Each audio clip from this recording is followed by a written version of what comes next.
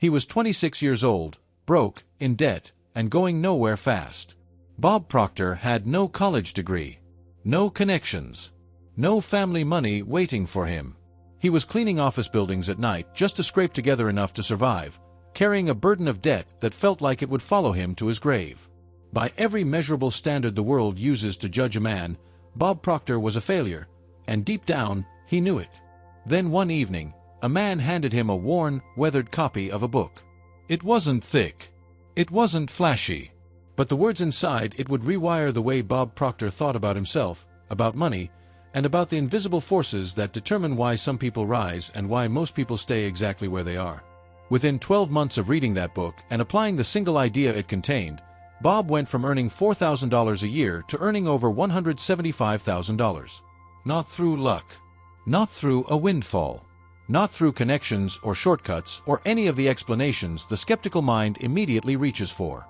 He did it by changing one thing, the image he held of himself on the inside.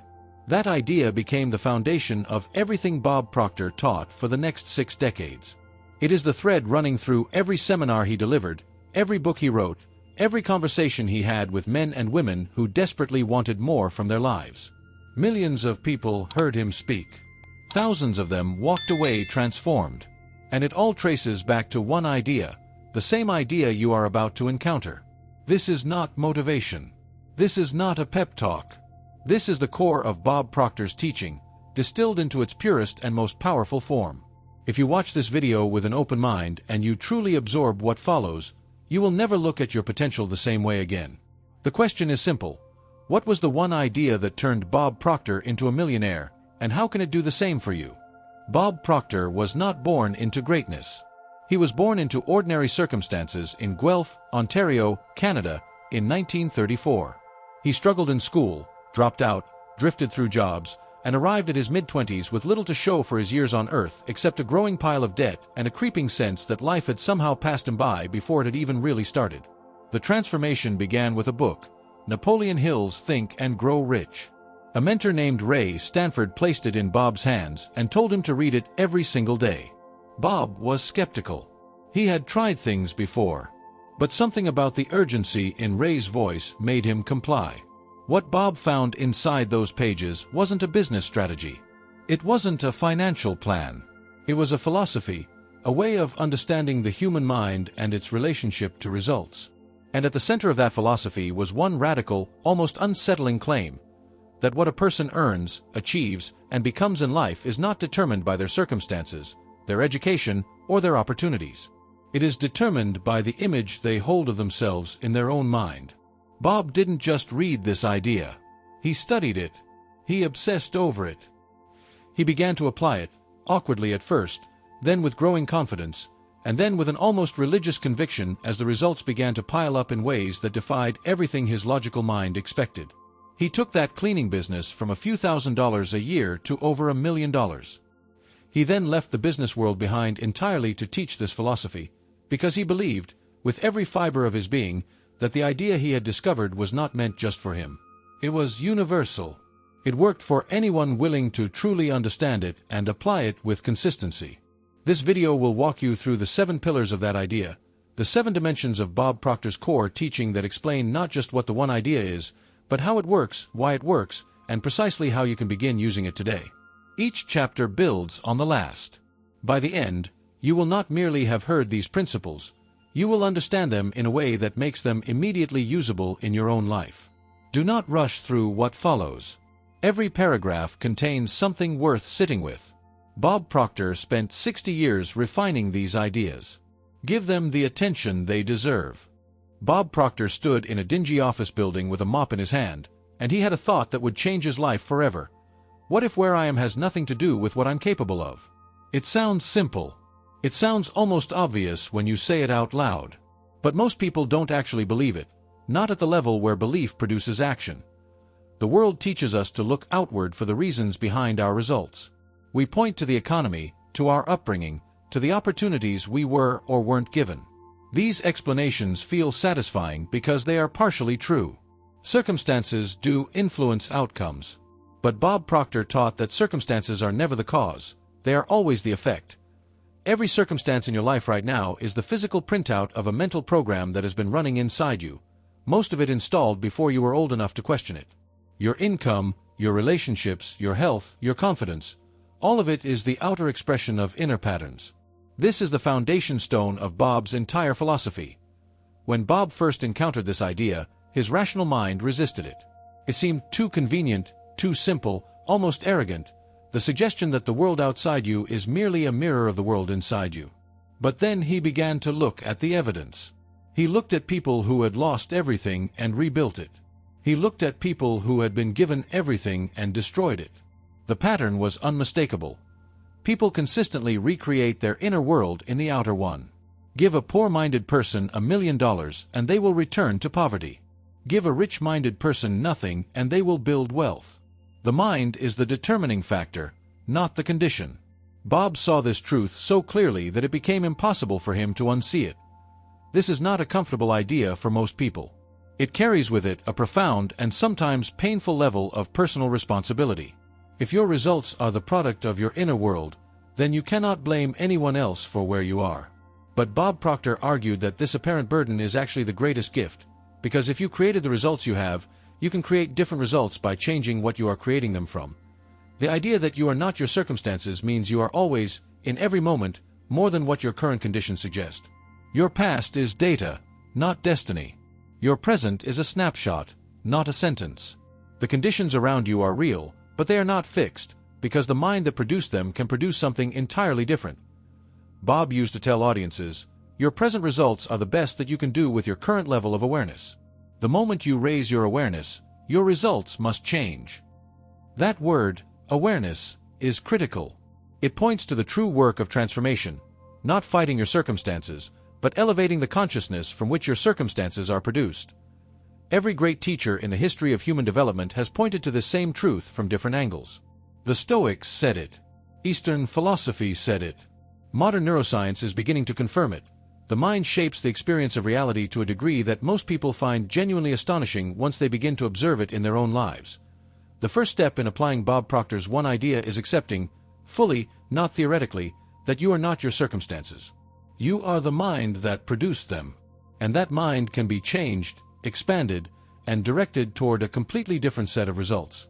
Everything else in this teaching flows from this single, radical acceptance. Bob Proctor had a word he returned to again and again throughout his career: paradigm. If you only take one technical concept away from everything he ever taught, this is the one. Understanding what a paradigm is, and what it does, is the key to unlocking every other piece of his philosophy. A paradigm, in Bob's definition, is a multitude of habits, a collection of fixed mental programs that control your habitual behavior. These programs were installed in you primarily during childhood, through repetition, through the behavior of people around you, and through emotional conditioning. You did not choose most of them. You absorbed them before you had the intellectual capacity to evaluate them. Here is what makes the paradigm so powerful and so dangerous. It operates below the level of conscious thought. You are not aware of it running. You experience its outputs as simply the way things are, or the way I am. You call it your personality. You call it your nature. You accept it as fixed reality. But it is not fixed. It is a program, and programs can be rewritten. Your paradigm determines your self-image. Your self-image determines what you believe is possible for you. What you believe is possible determines what actions you take. What actions you take determines your results. This is the chain, and the paradigm is the first link. Every result you have ever produced traces back to a belief that traces back to a paradigm. Bob would often point to income as the clearest example. Most people have what he called an income thermostat, a set point around which their earnings consistently cluster. They might have a good year and earn more. They might have a bad year and earn less. But they always gravitate back to the set point. That set point is not determined by the economy or the market. It is set by the paradigm. The same principle applies to weight, to relationship patterns, to levels of confidence, to health habits. You don't need willpower to maintain a paradigm. It maintains itself, automatically, through the unconscious pull it exerts on your choices, your perceptions, and your emotional responses to the world around you. This is why self-help strategies that operate only at the conscious level so rarely produce lasting change. You read an inspiring book, You feel motivated, you take new actions for a few weeks, and then the paradigm reasserts itself and you slide back to baseline. It is not weakness of character. It is the natural dominance of a deeply embedded program over a temporarily activated intention. Bob Proctor taught that the only way to change your results permanently is to change the paradigm, to reach into the subconscious mind where these programs live and replace them with new ones. This is the deeper work. It is not dramatic. It does not feel like anything heroic is happening. But it is the most important work a person can do. The paradigm shifts when new ideas are impressed upon the subconscious mind with sufficient repetition and emotional intensity. This is not a metaphor. It is a description of how mental conditioning literally works at the neurological level. New neural pathways form. Old ones weaken. The brain is physically restructured by what you consistently think and feel. Becoming aware of your paradigm is itself a revolutionary act. Most people live their entire lives without ever questioning the programs that run them. Bob Proctor called this living on the surface. The work of real growth is to go deeper, to identify the paradigm, to understand how it was formed, and to begin the deliberate, patient, consistent work of replacing it with something new. Before Bob Proctor ever earned his first $1 million, he changed something invisible. He changed the picture he held of himself in his mind. He stopped seeing himself as a broke cleaning man and began, deliberately, persistently, awkwardly, to see himself as a successful, wealthy, contributing human being. The money followed the image. It always does. Bob drew heavily from the work of Dr. Maxwell Maltz, the plastic surgeon who wrote Psycho-Cybernetics. Maltz had noticed something extraordinary in his practice. Patients who received surgery to correct a physical defect would sometimes continue to act and feel as though the defect were still there. The outer change had not produced an inner one. The self-image had not updated. The self-image is not your ego. It is not your confidence or your self-esteem in the popular sense of those words. It is the deep, mostly unconscious picture you carry of who you are, what you deserve, what you are capable of, what the world owes you and what it doesn't. It is the lens through which every experience is filtered and interpreted. A person with a poor self-image will sabotage success not because they want to fail, but because success feels inconsistent with the image they hold. Unconsciously, the mind works to maintain consistency with its self-concept. When results move too far beyond the image, anxiety increases, mistakes multiply, and circumstances conspire, or appear to conspire, to restore the familiar level. Bob Proctor described the self-image as a thermostat and results as the temperature. You can turn up the heat temporarily through effort and willpower. But unless the thermostat, the self-image, is actually reset, the temperature will always return to the setting. Permanent change requires setting a new thermostat, not burning more fuel. How do you change the self-image? Bob was very specific about this. You change it through the deliberate, repeated introduction of a new mental picture, one that shows you as the person you intend to become. Not the person you have been. Not the person the world currently sees. The person your goal requires you to be. This practice is often called visualization, but Bob's approach went deeper than the word typically implies. He was not talking about daydreaming. He was talking about the precise, emotionally charged, repeated impression of a specific self-image onto the subconscious mind, until the subconscious accepts it as real and begins to organize the organism's behavior in alignment with it. The key word is emotionally charged. The subconscious mind does not respond to logic. It responds to feeling. A thought held without feeling passes through the conscious mind and leaves no residue. A thought held with vivid, genuine emotion sinks into the subconscious and begins to alter the pattern. This is why repetition alone is insufficient. You must feel the new image as real. Bob often said, "The image you hold in your mind today is the life you will live tomorrow." This was not poetry. It was a technical description of causality as he understood it.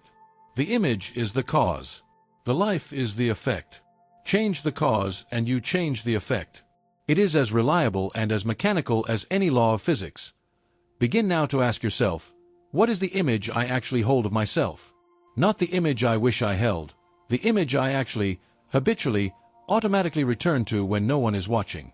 That image is your current programming. Identifying it honestly is the beginning of the only kind of change that lasts.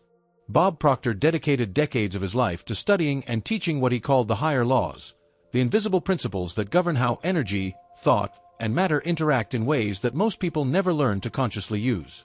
At the center of this teaching was a principle he called the law of vibration, and it is the scientific underpinning of everything else he taught. Everything in the universe, at the most fundamental level, is energy in motion, vibrating at specific frequencies. This is not mysticism. This is physics.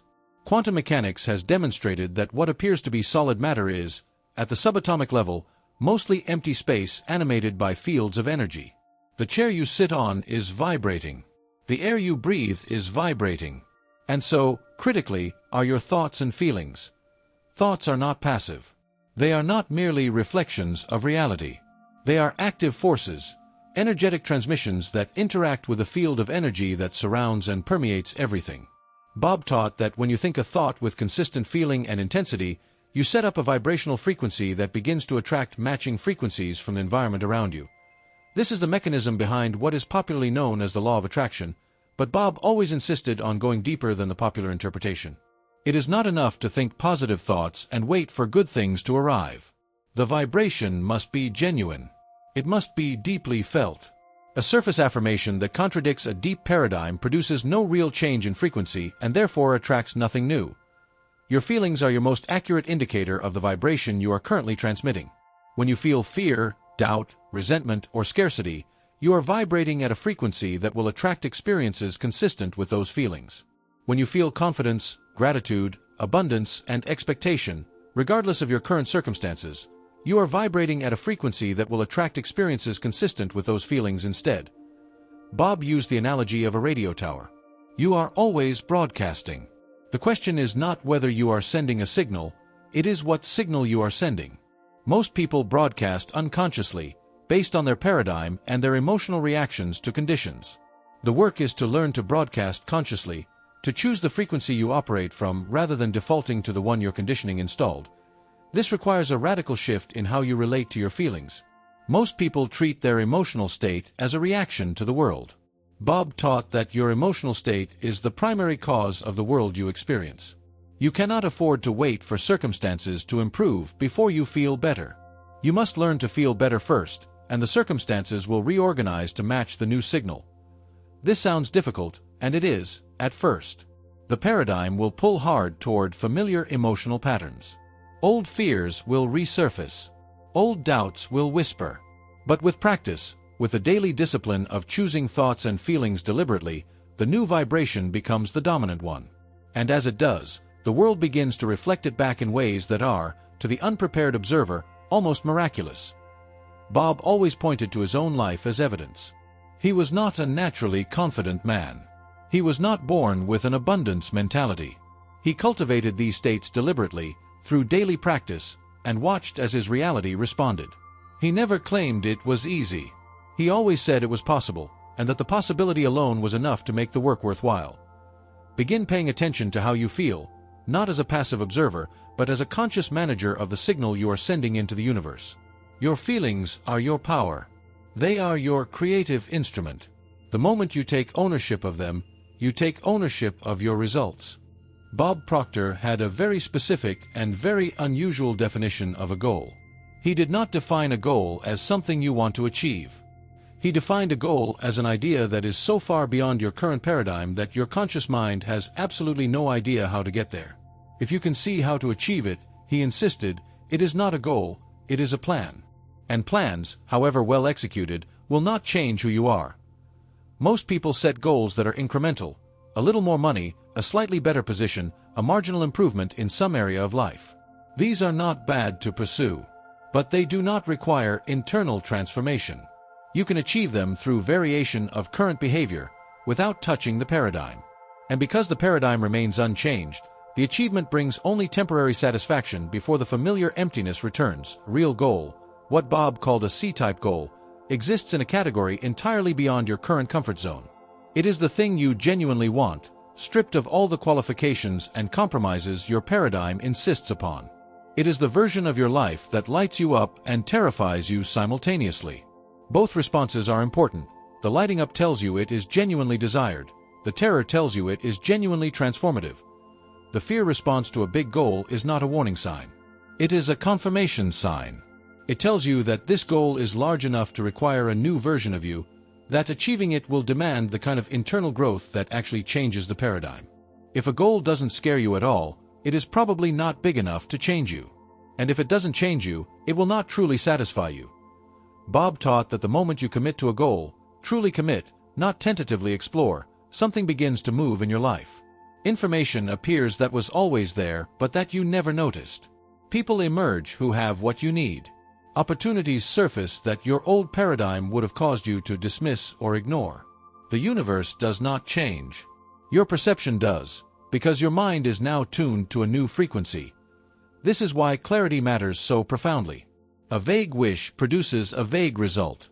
A precisely defined goal, written down, stated in the present tense, held daily in the mind's eye with emotional intensity, produces a precise response from the subconscious mind and from the environment. The specificity is not arbitrary. It is functional. The mind needs a precise image to move toward. Bob advised writing your goal in a very particular way, in the present tense, as though it is already achieved. Not, I will be, but I am. Not, I want to earn, but I am so happy and grateful now that I earn. The language is not deceptive, it is instructional. You are instructing the subconscious mind to treat this reality as current, not future, so that it begins to behave accordingly. Review your goal every single day. Read it morning and night. Hold the image of it achieved in your mind with feeling. Do not wait for evidence that it is coming before you believe in it. The belief must precede the evidence. This sequence reversal, belief first, then evidence, is the most counterintuitive and the most important element of the entire process. When doubt arises, and it will, do not fight it. Acknowledge it and return to the image. When circumstances seem to contradict your goal, and they will, do not abandon the image. Stay with it. The circumstances are old data. The image is new instruction. The new instruction will, with consistent application, overwrite the old data. But only if you stay the course. The goal is not something you have. It is something you grow into. The achievement of the goal and the transformation of the self who achieves it are the same event. Bob Proctor understood this completely, and it is why he always said that the greatest value of a goal is not what you get, but who you become in the pursuit of it. Of all the concepts Bob Proctor taught, faith may be the most misunderstood and the most indispensable. He was careful to distinguish between religious faith and what he called educated faith, the deliberate, practiced, rational decision to believe in the reality of something your senses cannot yet confirm and your logic cannot yet explain. Faith is not wishful thinking. It is not blind optimism. It is a specific mental and emotional state in which you hold the image of your desired outcome with the same certainty you hold the image of things that already exist. It is the absolute inner knowing, not the hope, not the desire, but the knowing that what you have committed to will come to pass. Bob pointed to the biblical definition. Faith is the substance of things hoped for, the evidence of things not seen. He loved this definition because it was precise. Faith is substance. It is not feeling. It is not wish.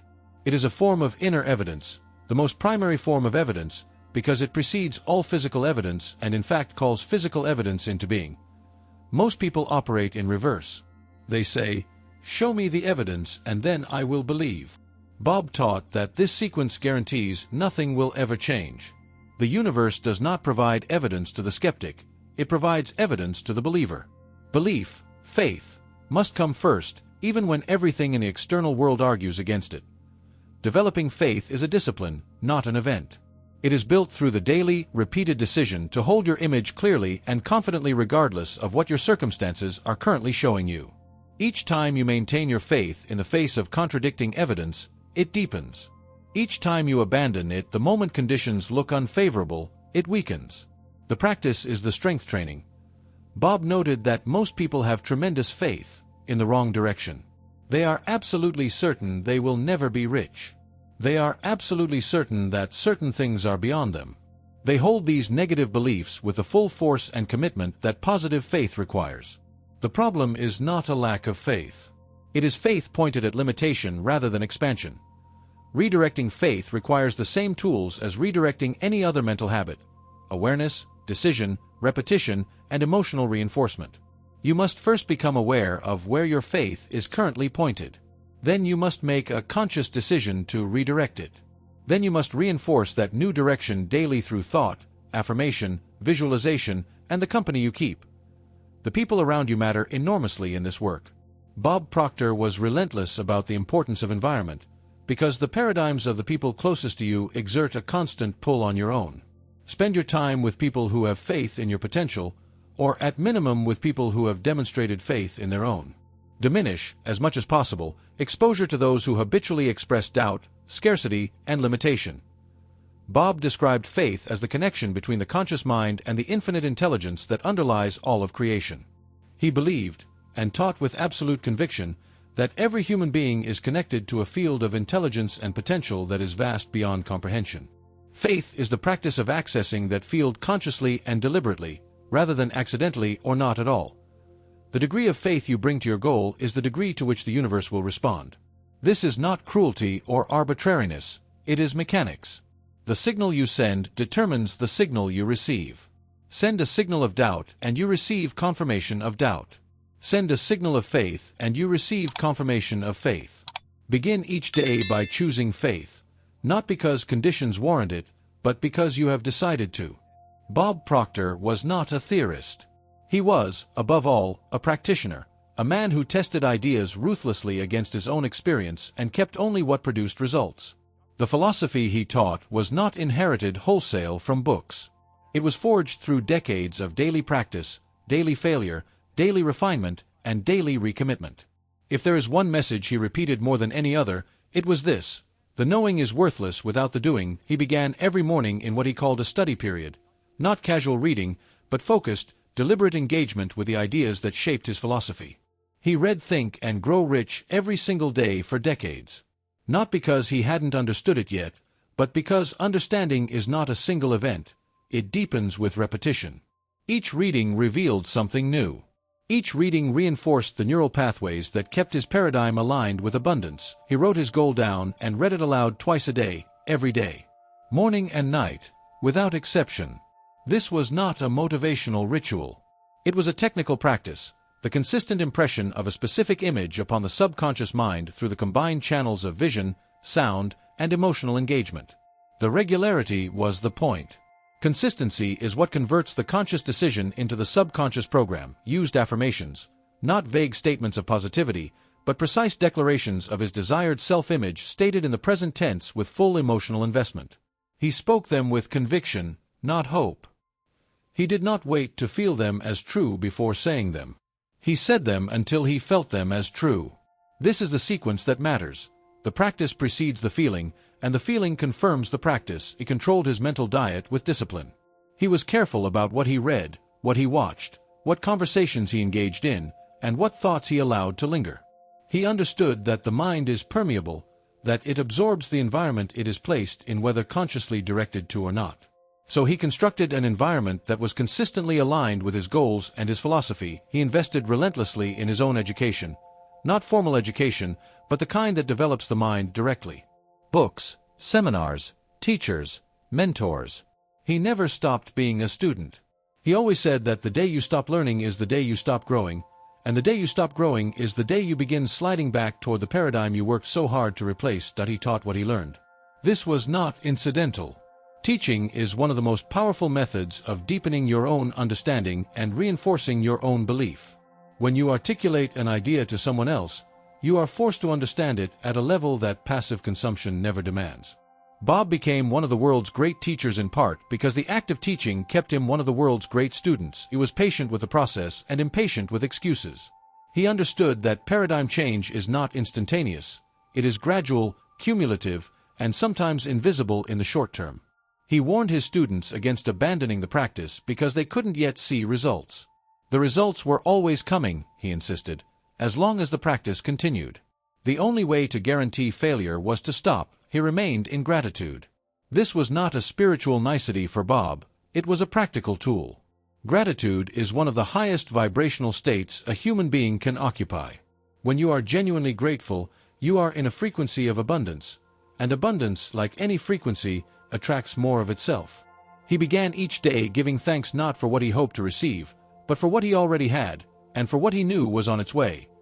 Bob Proctor's daily practice was not complicated. It was not time-consuming. It was consistent. It was a 30-minute morning commitment and a 30-minute evening review, sustained across years and then decades, until the new paradigm became as automatic and as natural as the old one had once been. The results were not magic. They were the inevitable output of a system faithfully applied. What he did, you can do. The only question is whether you will. Bob Proctor spent 60 years teaching one idea in 1,000 different ways, through countless stages and screens and conversations, until the very last years of his remarkable life. He never grew tired of it because he never stopped experiencing its truth in his own experience. The idea was not theoretical for him. It was as real and as reliable as gravity, invisible, pervasive, and utterly dependable once you understood how it worked. The one idea is this: you are not what your circumstances have made you. You are what your mind has been programmed to believe you are, and that program can be changed. Every limitation you carry is a paradigm. Every paradigm can be replaced. Every replacement produces new results. There is no ceiling on what a human being can achieve when they finally understand, at the cellular, habitual, automatic level, that they are the creative source of their own experience, not the product of it. This is the idea that transformed Bob Proctor. This is the idea that has transformed millions of lives touched by his work. And this is the idea that is available to you right now, in this moment, the instant you decide to truly take it on. Do not wait for the right time. Do not wait for the right conditions. Do not wait until you feel ready, or until the fear is gone, or until the circumstances look more favorable. Begin today. Write down your goal.